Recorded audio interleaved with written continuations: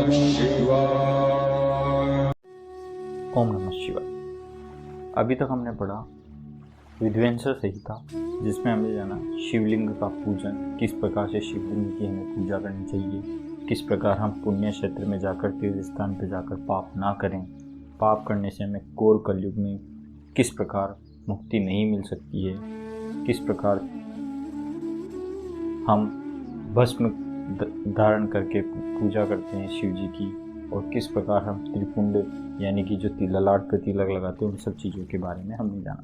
अब हम आज से पढ़ेंगे रुद्र संहिता प्रथम खंड। इसमें हम जानेंगे किस प्रकार षष्ठी का निर्माण हुआ। तो ऋषियों के प्रश्न के उत्तर में नारद ब्रह्म संवाद की अवतारणा करते हुए सूत जी का उन्हें नारद मोह का प्रसंग सुनाना, काम विजय के गर्व से युक्त हुए नारद का शिव, ब्रह्मा और विष्णु के पास जाकर अपने तप का प्रभाव बताना। अब से रुद्र संहिता से अभी तक हम विद्वेंसर संहिता में किस प्रकार से पूजा विधि होती है ये सब हमने जाना, तो इतना इंटरेस्टिंग नहीं था। अब आएगा स्टोरी, कहानियाँ आती जाएगी, अध्याय आते जाएंगे कि किस प्रकार षष्ठी की रचना हुई। तो चलिए स्टार्ट करते हैं रुद्र संहिता प्रथम खंड, एपिसोड नंबर 24। जो विश्व की उत्पत्ति, स्थिति और लय आदि के एकमात्र कारण है, गौरी गिरिराज कुमारी उमा के पति हैं, गौरी गिरिराज कुमारी उमा के पति हैं, तत्वज्ञ जिनकी कीर्ति का कहीं अंत नहीं है, जो माया के आश्रय होकर भी उससे अत्यंत दूर है, जिसका स्वरूप औचित्य है, उन विमल बोध स्वरूप भगवान शिव को मैं प्रणाम करता हूँ। ऐसा एक संस्कृत में श्लोक बताया गया है, उसका मैंने अभी हिंदी में अनुवाद पढ़ा। मैं स्वभाव से ही उन अनादि शांत स्वरूप एकमात्र पुरुषोत्तम शिव की वंदना करता हूँ, जो अपनी माया से इस संपूर्ण विश्व की सृष्टि करके आकाश की भांति इसके भीतर और बाहर जैसे लोहा चुंबक से आकृष्ट होकर यानी आकर्षित होकर उसके पास लटकता रहता है, उसी प्रकार ये सारे जगत सदा सब और जिसके आसपास भ्रमण करते हैं, जिन्होंने अपने से ही इस प्रपंच को रचने की विधि बताई थी, जो सबके भीतर अंतर्यामी रूप से विराजमान है, जिनका स्वरूप अपना अत्यंत गूढ़ है, उन भगवान शिव की मैं सादर वंदना करता हूँ। अब व्यास जी कहते हैं, जगत के पिता भगवान शिव, जगत माता कल्याणमयी पार्वती जी और उनके पुत्र गणेश जी को नमस्कार करके मैं इस पुराण यानी कि रुद्र संहिता का वर्णन करता हूँ। नेमिषारण्य में निवास करने वाले सोनक जी यानी कि जो भारत में नेमिषारण्य है वहाँ की बात होगी, उसमें निवास करने वाले सोनक आदि सभी मुनियों ने उत्तम भक्ति भाव के साथ सूत जी से पूछा। ऋषि बोले, महाभाग सूत जी, विद्वेंसर संहिता की जो साध्य साधन खंड नाम वाली शुभ और उत्तम कथा है, उन्हें हम लोगों ने सुन लिया। उसका आदि भाग बहुत ही रमणीय था। वह शिव भक्तों पर तथा भगवान शिव का वात्सल्य स्नेह प्रकट करने वाली है। विद्वान अब आप भगवान शिव के परम उत्तम स्वरूप का वर्णन कीजिए, साथ ही पार्वती और शिव के दिव्य चरित्रों का पूर्ण रूप से श्रवण कराइए। हम पूछते हैं, निर्गुण महेश्वर लोक में सगुण रूप से कैसे धारण करते हैं? हम सब लोग विचार करने पर भी शिव के तत्व को नहीं समझ पाते, क्योंकि शिव जी को समझना किसी के बस में नहीं है, क्योंकि वो अनंत है। षष्ठी के पहले भगवान शिव किस प्रकार थे, अपने स्वरूप में किस प्रकार स्थित होते थे, फिर षष्ठी के मध्यकाल में भगवान ने किस तरह क्रीड़ा करते हुए यानी कि लीलाएं रचते हुए सम्यक व्यवहार बर्ताव करते हैं, और षष्ठी कल्प का अंत होने पर वे महेश्वर देव किस रूप में स्थित रहते हैं। लोक कल्याणकारी शंकर कैसे प्रसन्न होते हैं, प्रसन्न हुए महेश्वर अपने भक्तों तथा दूसरों को कौन सा उत्तम फल प्रदान करते हैं, यह सब हमसे कहिए। हमने सुना है भगवान शिव शीघ्र प्रसन्न हो जाते हैं, महान दयालु हैं, अपने भक्तों को कभी कष्ट नहीं देते हैं। ब्रह्मा, विष्णु, महेश ये तीन देवता शिव के अंग से उत्पन्न हुए हैं। उनके प्राकट्य की कथा, उनके विशेष चरित्र का वर्णन कीजिए, यानी कि ब्रह्मा विष्णु शिव जी से प्रकट हुए तो कैसे हुए। प्रभु, आप उमा के आविर्भाव और विवाह की कथा कहिए, विशेषतः उनके गृहस्थ धर्म का और अन्य लीलाओं का भी वर्णन कीजिए। निष्पाप सूत जी, हमारे प्रश्न के उत्तर में आपको ये सब तथा दूसरी बातें भी अवश्य कहनी चाहिए। सूत जी ने कहा, मुनीश्वरों, आप लोगों ने बड़ी उत्तम बात पूछी है। भगवान सदा शिव की कथा में आप लोगों की आंतरिक निष्ठा होगी, इसके लिए आप धन्यवाद के पात्र हैं। ब्राह्मणों, भगवान शंकर का गुणा अनुवाद सात्विक, राजस, तामस 3 प्रकृति के मनुष्य को सदा आनंद प्रदान करने वाला है। पशु की हिंसा करने वाले निष्ठुर कसई के सिवा दूसरा कौन पुरुष उस गुण अनुवाद को सुनने से ऊब सकता है जिसके मन में कोई तृष्णा नहीं है। ऐसे महात्मा पुरुष भगवान शिव के उन गुणों का गान करते हैं क्योंकि वह गुण वाली संसार रूपी रोग की दवा है। यानी कि कुछ भी हो हम भगवान को याद करते हैं। मन और कानों को प्रिय लगने वाली संपूर्ण मनोरथों को देने वाली हैं। ब्राह्मणों, आप लोगों के प्रश्न के अनुसार मैं यथा बुद्धि प्रयत्नपूर्वक शिव लीला का वर्णन करता हूँ, आप आदरपूर्वक सुने। जैसे आप लोग पूछ रहे हैं उसी प्रकार देवर्षि नारद जी ने शिव रूपी भगवान विष्णु से प्रेरित होकर अपने पिता यानी ब्रह्मा जी से भी यही पूछा था। अपने पुत्र नारद का प्रश्न सुनकर शिव भक्त ब्रह्मा जी का चित्त प्रसन्न हो गया और वे उन मुनि शिरोमणि को हर्ष प्रदान करते हुए प्रेम पूर्वक भगवान शिव के यश का गान करने लगे। एक समय की बात है, मुनि शिरोमणि विप्रवर नारद जी के जो ब्रह्मा जी के पुत्र हैं, विनिश्चित हो तपस्या में मन लगाया।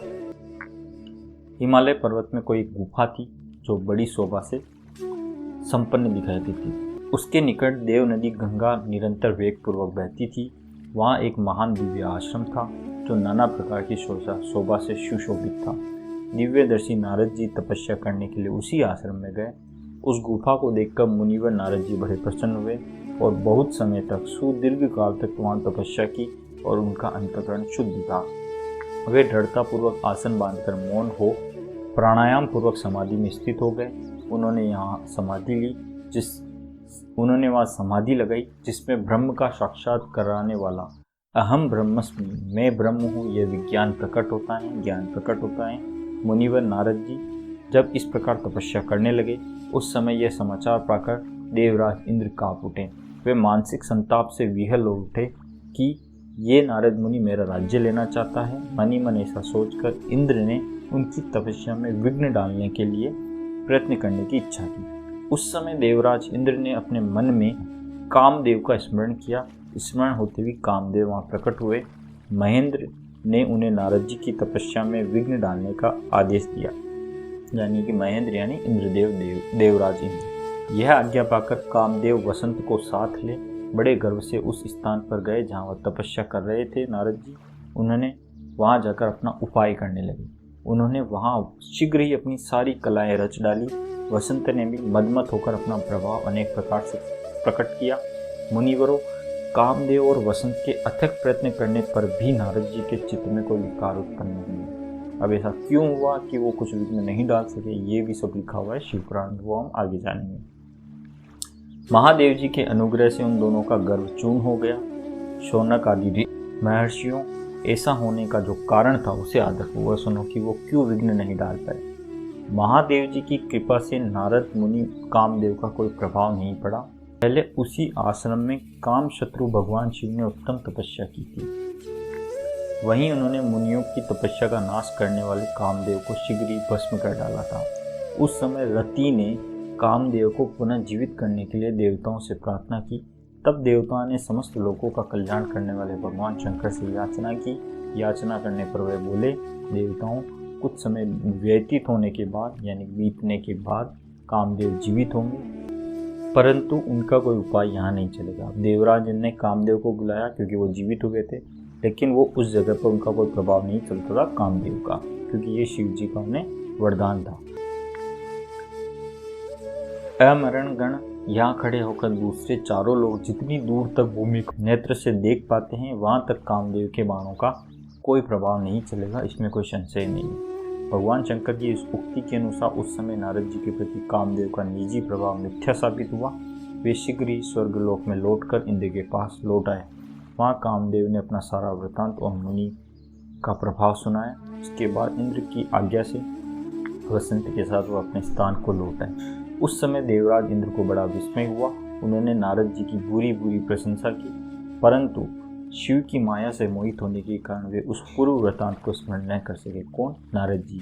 नारद जी को ये लग रहा था कि मैंने इतना तपस्या कर लिया कि कामदेव का मेरे ऊपर प्रभाव नहीं पड़ा और मैं देवराज इंद्र से भी बड़ा हो गया। वास्तव में इस संसार के भीतर सभी प्राणियों के लिए शंभु की माया को जानना अत्यंत कठिन है, जिसमें भगवान शिव के चरणों में अपने आप को समर्पित कर दिया है, उस भक्त को छोड़कर शेष सारा जगत उनकी माया से मोहित हो जाता है। नारद जी भी भगवान शंकर की कृपा से चिरकाल तक तपस्या में लगे रहे, परंतु जब उनकी तपस्या पूर्ण हुई, उन्होंने ऐसा समझा, वे मुनि उसे विरत हो गए। कामदेव पर मेरी विजय हुई, ऐसा नारद जी मानकर उस मुनीश्वर के मन में व्यर्थी गर्व हो गया। भगवान शिव की माया से मोहित होने के कारण उन्हें यथार्थ बात का ज्ञान नहीं था। वे यह नहीं समझ पा रहे थे कि कामदेव के पराजित होने में भगवान शंकर का प्रभाव है, न कि नारद जी की तपस्या। उस माया से अत्यंत मोहित हो मुनि शिरोमणि नारद अपना काम विजय संबंधी वृतांत बताने के लिए तुरंत कैलाश पर्वत पर गए। उस समय वे विजय के मद से उन्मत्त हो रहे थे। वहां रुद्रदेव को नमस्कार करके गर्व से भरे हुए मुनि ने अपने आप को महात्मा मानकर अपने प्रभाव से कामदेव पर अपनी विजय हुई समझकर शिव जी को पूरा सारा वृतांत सुना दिया। यह सब सुनकर भगवान शंकर ने नारद जी से, जो अपने शिव की माया से मोहित होने के कारण काम विजय के यथार्थ को नहीं जानते थे, अपने विवेक को खो बैठे। कौन? नारद जी।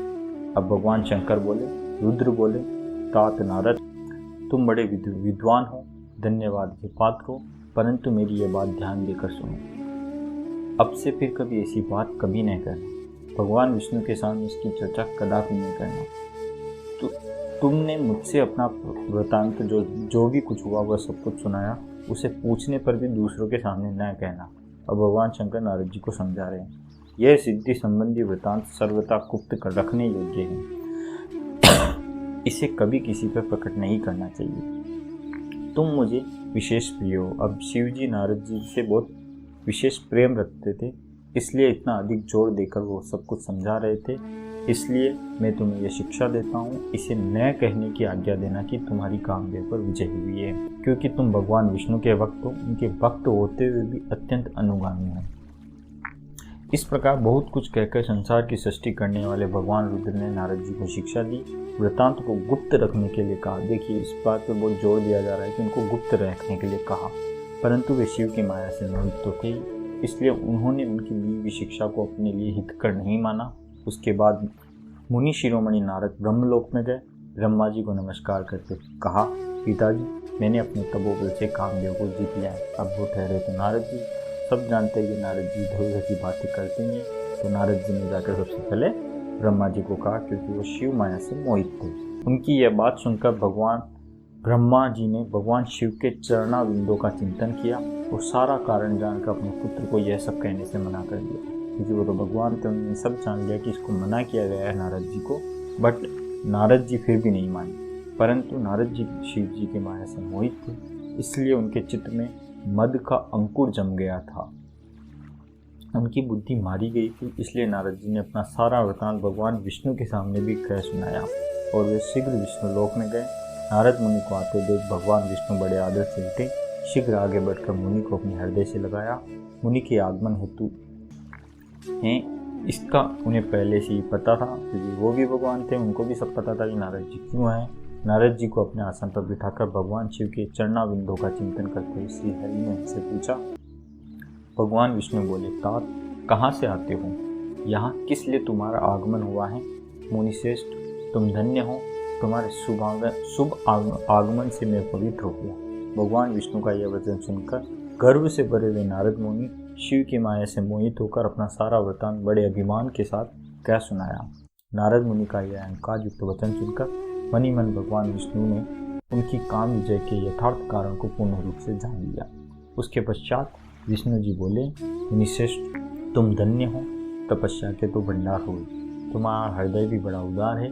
जिसके भीतर भक्ति, ज्ञान, वैराग्य नहीं होते, उसी के मन से समस्त दुखों को देने वाला काम, मोह आदि विकार शीघ्र उत्पन्न होते हैं। तुम तो नैष्टिक ब्रह्मचारी, सदा ज्ञान वैराग्य से युक्त रहते हो, फिर तुम्हें काम विकार कैसे आ सकता है? तुम तो जन्म से ही निर्विकार और शुद्ध बुद्धि वाले हो। श्री हरि की कही हुई ऐसी बातें सुनकर मुनि शिरोमणि नारद जोर जोर के हंसने लगे। मनी मन भगवान को प्रणाम करते बोले। नारद जी ने कहा, स्वामी, जब मुझ पर आपकी कृपा है तब बेचारा कामदेव अपना क्या प्रभाव दिखा सकता है? ऐसा कहकर भगवान के चरणों में मस्तक झुकाकर इच्छानुसार विचरने वाले नारद जी वहाँ से चले गए। तो आज के अध्याय में हमने पढ़ा कि किस प्रकार से नारद जी ने तपस्या की और किस प्रकार से वो अपनी बात को ब्रह्मा जी और विष्णु जी को सुना बैठे। और कल के एपिसोड 25 में हम पढ़ेंगे माया निर्मित नगर में शील निधि की कन्या पर मोहित हुए नारद जी का भगवान विष्णु से उनका रूप मांगना, भगवान का अपने रूप के साथ उन्हें वानर का मुख देना, कन्या को भगवान को वरण करना, कुपित हुए नारद का शिव गणों को साप देना है। अब तब तक के लिए ओम नमः शिवाय। अगर आपको वीडियो अच्छा लगा हो तो वीडियो को लाइक करें, सब्सक्राइब करें और बेल आइकन पर क्लिक करें। ओम नमः शिवाय।